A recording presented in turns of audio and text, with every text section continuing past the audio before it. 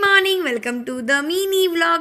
तर कालच्या mini vlog मध्ये मी दाखवलं होतं की आम्ही आलोय माझ्या मामाच्या गावाला आणि आमच्या आजी बाबाच्या गावात छोटंसं हॉटेल पण आहे. तर त्यासाठी आजी इथे वडे तयार करायला घेत होती. एकीकडे आजीनी गरम गरम वडे काढले, तसं दुसरीकडे आम्ही गरम गरम वड्यावर ताव मारून घेतला. आजीनी घराबाहेर रांगोळीसाठी बंब पेटवला होता, तर युवांश सारखाच तिथे जाऊन हात लावत होता.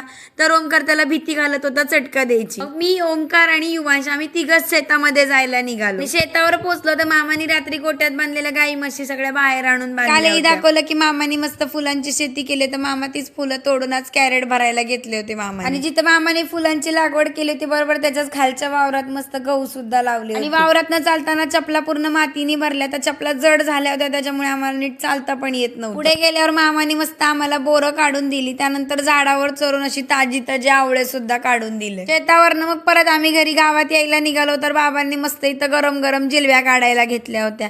गरम गरम जिलेबी खाल्ली आणि मग आम्ही गेलो गावातल्या ब्रह्मनाथाचं मंदिर आहे तिथं दर्शन घेण्यासाठी. आम्ही गेलो त्याचे एक दिवस आधीच गावची जत्रा सुद्धा झालेली आणि गाडी घेतल्यापासून पहिल्यांदाच गाडी गावाला आणली होती, म्हणून देवळामध्ये नेऊन गाडी समोर नारळ पण फोडून घेतली. मग आजी बाबाला टाटा बाय बाय करत आम्ही घरी जायला निघालो. आणि त्यांनी युवांशला खाऊला पैसे दिले होते. म्हणलं तू का घेतले युवांश? तर तो आम्हाला उत्तर देत होता की माझा खिसा रिकामा आहे, माझ्याकडे पैसे नाहीत म्हणून मी पैसे घेतले. त्यानंतर आम्ही डायरेक्ट स्टॉप घेतला तो माळशेज घाटामध्ये. आणि या माळशेज घाटातलं शंकराचं मंदिर मी तरी पहिल्यांदाच पाहतो. आणि माळशेज घाटामध्ये रस्त्याचं काम चालू असल्यामुळे 10-12 किलोमीटर रस्ते पूर्ण खोदून ठेवले होते, त्यामुळे जायचा यायचा खूप त्रास होत होता.